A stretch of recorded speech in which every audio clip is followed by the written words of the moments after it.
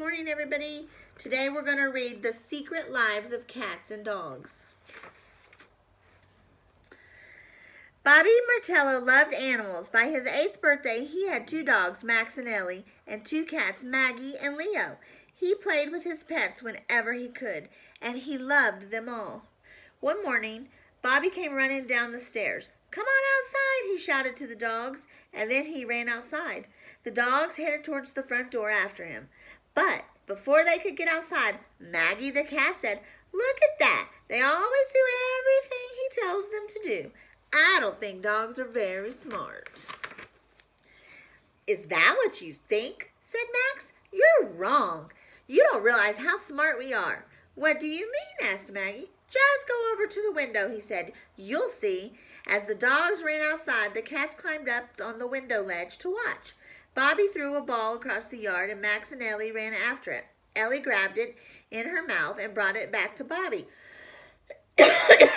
Bobby took a dog snack out of his pocket and tossed it to Ellie. "Good girl," he said, rubbing her head. "It's amazing," Maggie said to Leo. "But those dogs are actually very clever, very crafty." After many more rounds of catch, Bobby and the dogs came back inside. They were all tired and thirsty, so Bobby went to the kitchen to get them water. "So now you see how smart we really are," said Max to the cats. "We got all the exercise we needed, plus some treats. Dogs are smart, probably smarter than cats." "Oh yeah," said Leo. "Just you wait until we get a chance to prove you wrong."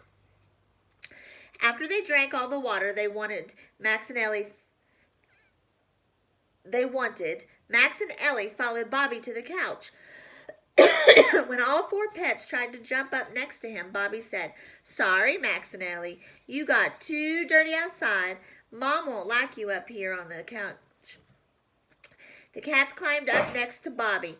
He rubbed their fur, and soon they were purring happily. Bobby was asleep and snoring within minutes. "Well," said Leo to the dogs on the floor, "it doesn't take much of a brain to figure out who's smarter now. We're up here on the couch because we keep ourselves clean, while you have to sit on the floor."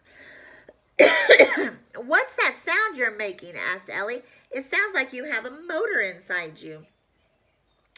"That's called purring," said Maggie. "It's how we communicate. Bobby likes the sound of it, so he pets us even more. It makes him so relaxed that he falls asleep, and then we really have some fun." "I thought all you cats did was sleep," said Max. "Which isn't very social, you know," said Ellie. Maggie said, "I know what we'll solve this once and for all, and we can try it out tonight." I wonder what they're going to do. That night, after all the people in the house were asleep, the 4 pets met in the living room. "Okay," said Leo. "Now follow us." He and Maggie crept silently along one wall, and the dogs followed. Soon they reached a tiny hole in the wall. "What is this thing?" said Max. "Haven't you ever seen a mouse hole?" asked Leo. "We just have to wait for the mouse to come out so we can catch it." "But that could take hours," said Ellie. "We have more important things to do than just wait around here all the time." "Well, waiting is just another thing that cats are very good at," Leo explained. "Our job is to keep mice out of the house, whether we wait for them or catch them or scare them away. Catching balls is not anywhere near as important as this." Just then, the cats and dogs heard a noise that sounded like it was coming from outside the house. "What's that?" Maggie asked. She and Leo silently crept over to the front window and peered out. "There's somebody out there," she hissed. "Well," said Leo, "what do you think we should do about it?" "I don't know," said Maggie, flicking her tail. "I thought cats always had an answer for everything," Ellie exclaimed. Maggie looked out the window again. "He seems to be looking for a way to get in," she reported. "Leave this to us," said Max. He and Ellie ran to the door and started barking.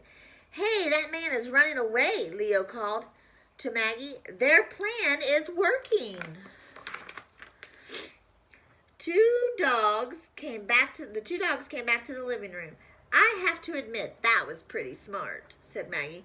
Just then Bobby came down the stairs. Hey, in the middle of the night is no time for play, he said. I guess there's more to this whole subject of smartness than we thought, whispered Ellie.